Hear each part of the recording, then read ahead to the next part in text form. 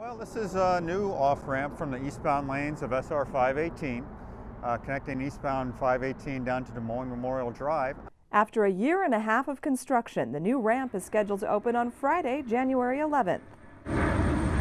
Until now, westbound drivers on 518 could exit to Des Moines Memorial Drive in Burien, and drivers on Des Moines Memorial Drive could get on eastbound 518. But there was no complementary access from eastbound 518 down to Des Moines Memorial Drive. This interchange has been underdeveloped for a number of years. But once the new ramp opens, it's going to be very quick and easy for people to get down to this area. As the city develops, additional businesses in conjunction with their work with the port, I think it'll be an employment driver for the area and should help the community overall in that respect. The Port of Seattle, along with SeaTac Airport, is an economic development engine for the region. It supports more than 150,000 jobs, producing more than $22 billion in direct wages.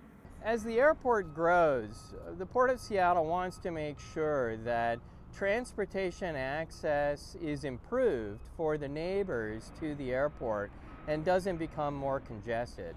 The ramp is going to provide access to the businesses in the city of Burien and the city of SeaTac, most notably the new industrial development on Des Moines Memorial Drive. It was actually initiated by the city of Burien. I think it's always good when local agencies can collaborate on a project like this.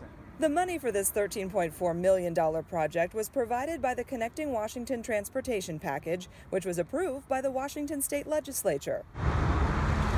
The new ramp from eastbound State Route 518 to Des Moines Memorial Drive in Burien will open to traffic on Friday, January 11th.